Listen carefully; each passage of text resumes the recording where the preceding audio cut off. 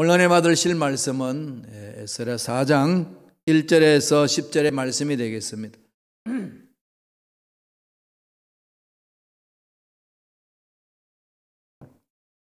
에스라 4장 1절로 10절까지의 말씀 다 같이 한 목소리로 합독하시겠습니다. 사로잡혔던 자들의 자손이 이스라엘 하나님 야훼의 성전을 건축한다 함을 유다와 베냐민의 대적이 듣고 스룹바벨과 족장들에게 나와 이르되 우리도 너희와 함께 건축하게 하라. 우리도 너희같이 너희 하나님을 찾노라. 아수르 왕 에살핫돈이 우리를 이리로 오게 한 날부터 우리가 하나님께 제사를 드리노라 하니 스룹바벨과 예수아와 기타 이스라엘 족장들이 이르되 우리 하나님의 성전을 건축하는데 너희는 우리와 상관이 없느니라. 바사 왕 고레스가 우리에게 명령하신 대로 우리가 이스라엘의 하나님 야훼를 위하여 홀로 건축하리라 하였더니 이로부터 그 땅 백성이 유다 백성의 손을 약하게 하여 그 건축을 방해하되 바사 왕 고레스의 시대부터 바사 왕 다리오가 즉위할 때까지 관리들에게 뇌물을 주어 그 계획을 막았으며 또 아하수에로가 즉위할 때에 그들이 글을 올려 유다와 예루살렘 주민을 고발하니라. 아닥사스다 때에 비슬람과 미드르랏과 다브엘과 그의 동료들이 바사왕 아닥사스다에게 글을 올렸으니 그 글은 아람 문자와 아람 방언으로 써서 진술하였더라. 방백 르훔과 서기관 심세가 아닥사스다 왕에게 올려 예루살렘 백성을 고발한 그 글에 방백 르훔과 서기관 심세와 그의 동료 디나 사람과 아바삿 사람과 다블레 사람과 아바세 사람과 아렉 사람과 바벨론 사람과 수산 사람과 드해 사람과 엘람 사람과 그 밖의 백성 곧 존귀한 오선납발이 사마리아 성과 유브라데강 건너편 다른 땅에 옮겨둔 자들과 함께 고발한다 하였더라. 아멘. 이 말씀으로 꿈을 이루어가는 길이라는 제목으로 은혜 말씀을 나누겠습니다. 에스라 4장에는 성전 재건이 잘 되어 가는데 갑자기 장애가 걸리는 그런 것을 보여줍니다. 문제가 생기는 거죠. 꼭 우리가 어떤 꿈을 품고 하나님의 음성을 듣고 하나님 뜻대로 살겠다 결심하고 꿈을 향해 달려가고 있는데 장애물이 생기는 것과 동일한 상황입니다. 꿈을 하나님으로부터 받았어요. 그런데 그 꿈을 이루는데 저절로 이루어지나요? 그렇지가 않죠.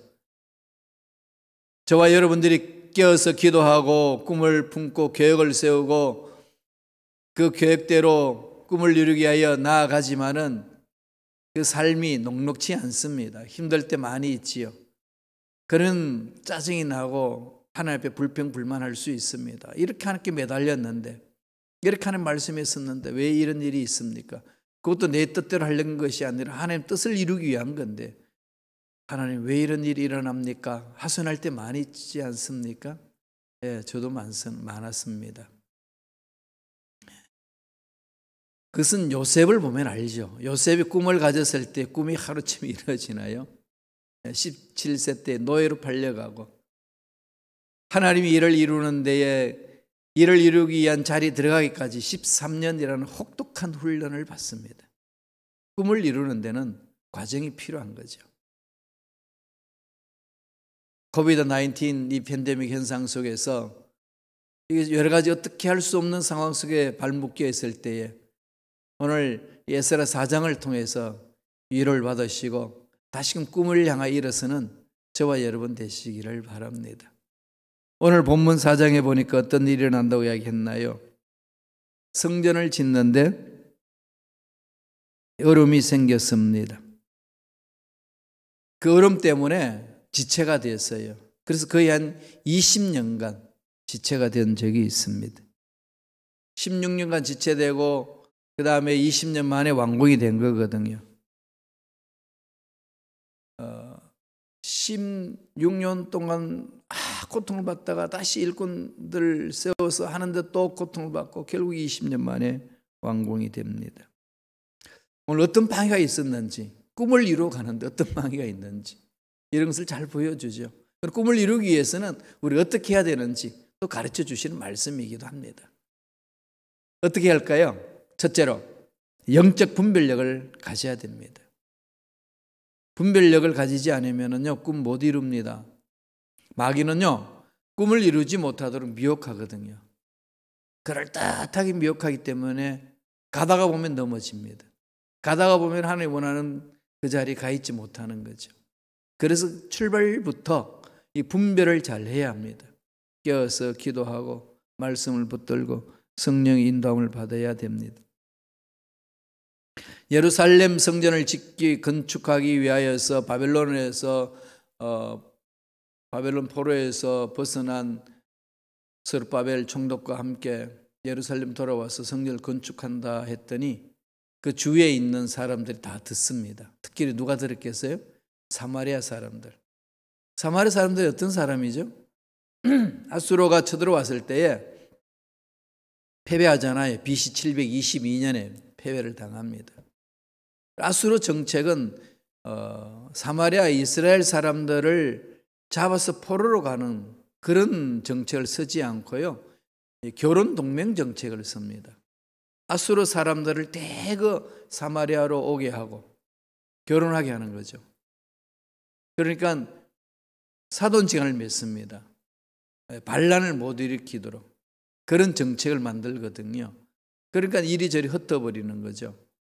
사마리아에 있는 사람들 아수르 가서 결혼 생활할 수 있도록 만들고 아수르에 있는 사람 사마리아 와서 결혼 생활할 수 있도록 이렇게 그냥 아수르 사람과 사마리아 사람을 섞어버렸습니다.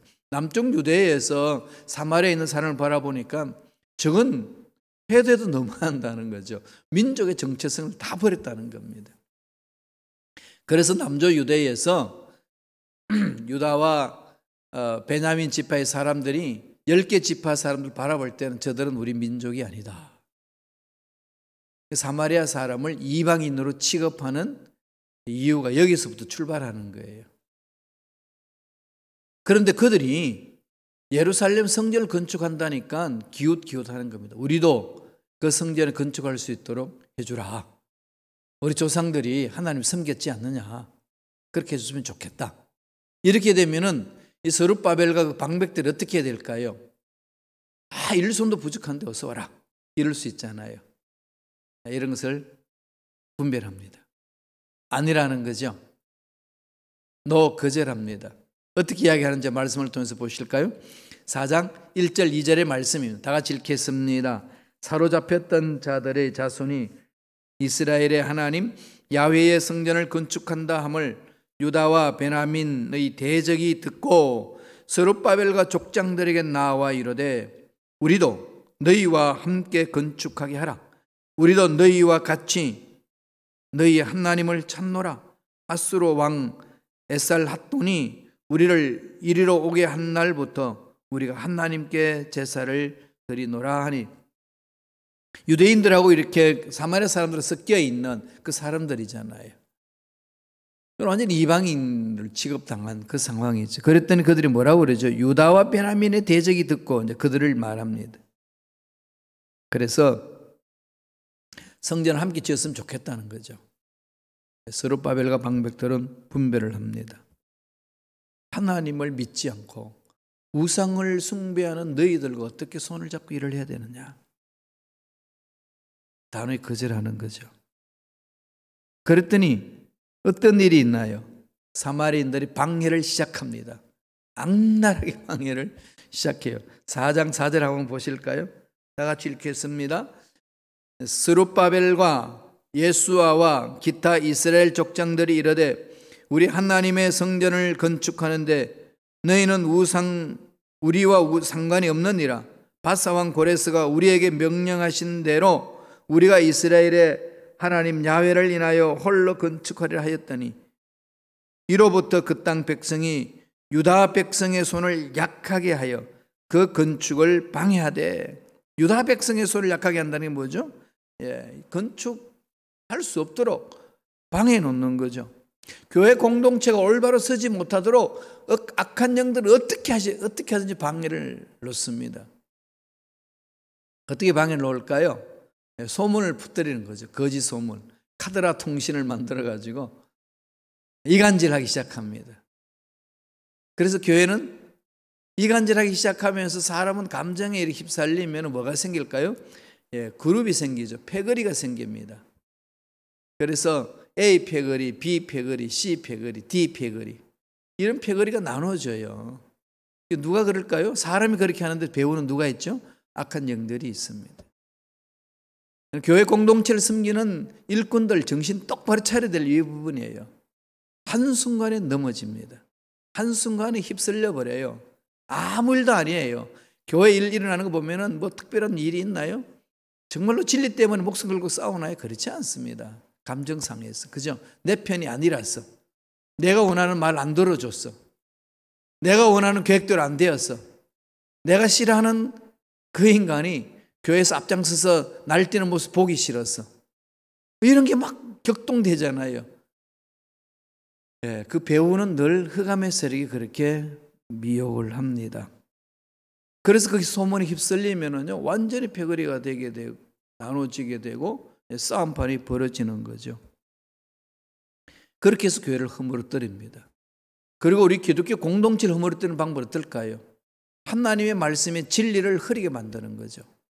하나님의 복음의 말씀을 올바르게 선포하지 못하게 만드는 겁니다. 악한 영들이 장난치거든요.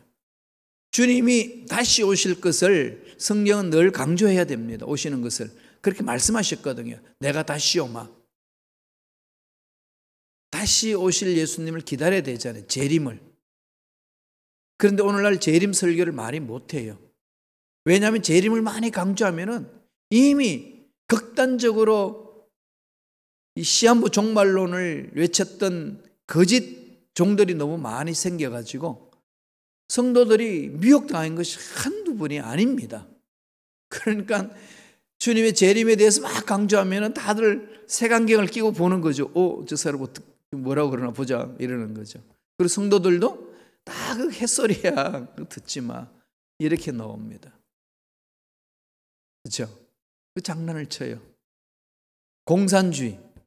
원래 우리는 성령 안에서 공산주의잖아요. 기독교가 공동체주의거든요. 한마디로 말하면. 그럼 하나님을 주인으로 모시는 이 세상 말로 빌리면 공산주의잖아요. 그런데 지금 세상의 공산주의는 어떤 거죠? 하나님 자리에 인간이 가 있습니다. 그러면서 서로 공유하자는 거죠. 서로 공유하자. 그런데 지금 그렇게 주장했던 그 주장이 되나요? 아닙니다. 하나님 자리에 공산당이 딱 들어앉아가지고 자기들이 신처럼 살려고 그러잖아요. 자기들만 배를 불려요. 다른 사람은 인민들은 그냥 굶어 죽습니다. 이 마귀 짓이에요. 그러니까 우리 교회 공동체의 중심으로 서로 공유하고 서로 섬기고 이렇게 이야기하게 되면은 지금 무슨 생각으로 저렇게 이야기하나? 색안경을 끄고 보는 거죠. 흐려져 있습니다. 그리고 오늘날에는 포스트 모더니즘이잖아요. 포스트 모더니즘, 그죠? 포스트 모더니즘 뭐라고 그랬죠? 한마디로 그냥 단정 짓기가 어렵습니다. 주객도시, 주체와 객체가 분명히 있는 현대 정신을 허물어버린 거죠. 시간과 공간이 있는 걸 허물어버렸습니다. 시간과 공간이 막 섞여 있죠. 그러니까 과거의 시대가 현재 와 있고, 막 그죠? 미래가 앞당겨서 현재 와 있고, 이게 그냥 다 허물어져 있죠. 제 멋대로 사는 세상이 지금 포스트 모더니즘입니다. 저는 그렇게 정의해요. 멋대로 사는 세상.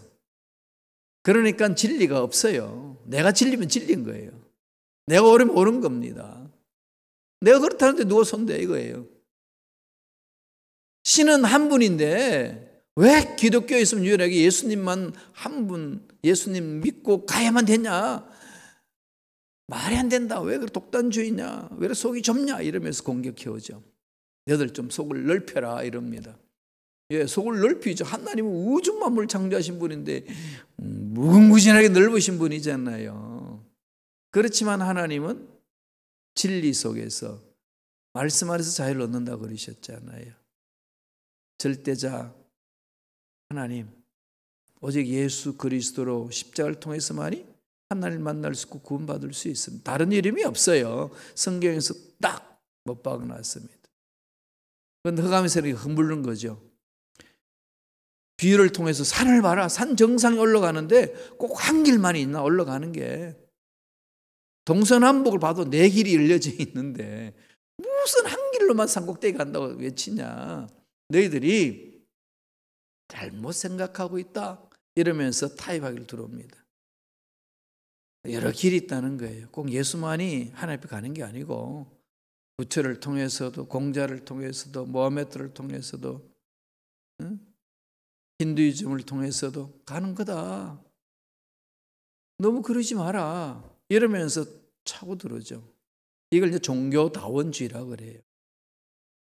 이러면 우리가 살고 있는 세상이 그렇습니다. 이러면서 타협을 원해요.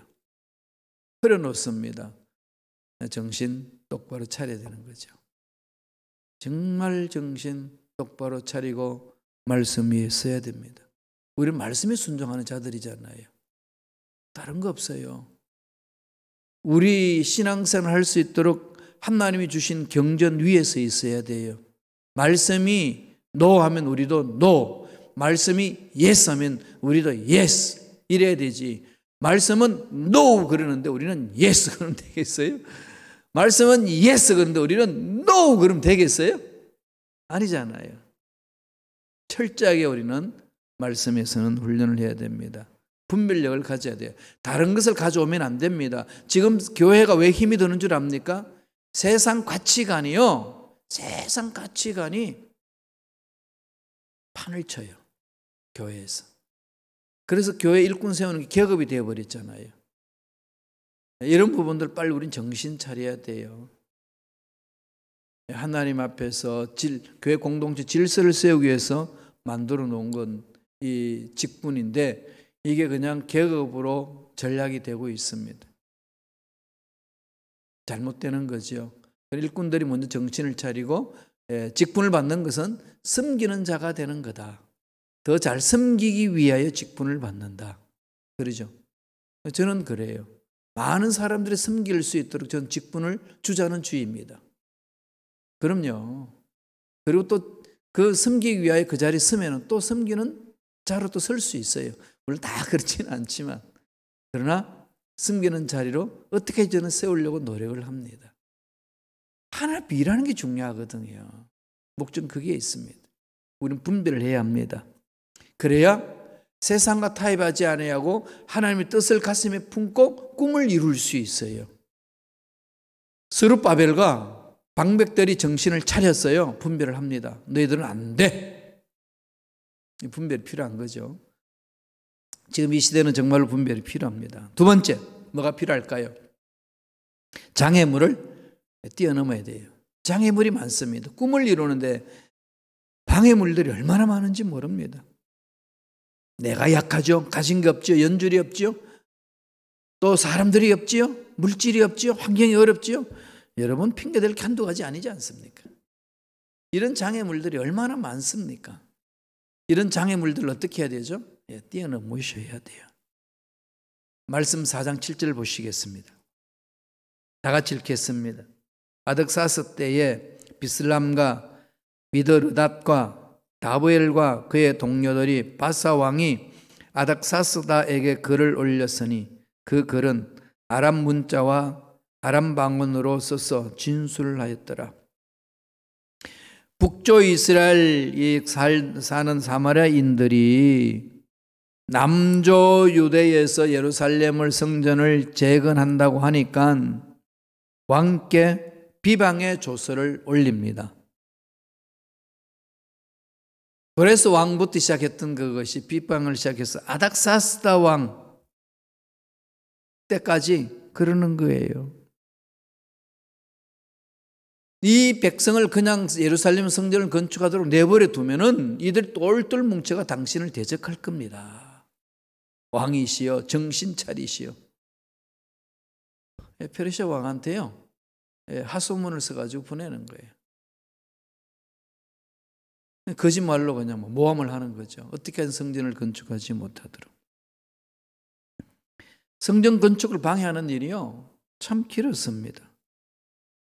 24절 한번 보세요. 에스라 4장 24절 다 같이 읽겠습니다. 이에 예루살렘의 하나님의 성전 공사가 바사 왕과 다리오 제2년까지 중단되니라. 성전 건축을 방해하는 일이 바사 왕 고레서부터 시작되어 가지고 그 이후로 다리오 왕 2년까지 지속이 되었습니다. 이 연도를 살펴보니까요 BC 536년에서 520년까지 16년 동안 기초만 놓은 채 미완성으로 남았어요. 기초 낳을 때 막 감격했잖아요. 그죠? 스룹바벨하고 방백들 할 때 막 백성들이 막 감격하고 울고 막 회개하고 돌아서고 막 찬양하고 막 이랬는데 그렇게 기초석이요 올라가지를 못해요. 몇 년 동안요? 16년 동안. 누구 때문에? 그 사마리아 사람들이 방해를 나왔어. 거짓 영들은 그렇게 하나님의 일을 섞다가 안 되면 방해하는 거죠. 넘어뜨리려고. 이 아득사스다 왕은 느헤미야에게 성벽을 건축하기 위해서 예루살렘으로 보내줬던 페르시아 왕 아니겠습니까? 이건 선적 건축을 하려는 상황이 90년 후의 일입니다. 왕이 일이 먼저 나오다 보니까 막 이렇게 혼돈이 되잖아요. 성경이. 그죠?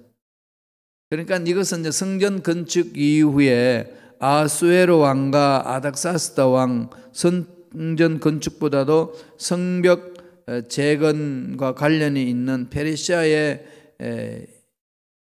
왕들입니다. 그런데 성전 건축에 대해서 했을까요?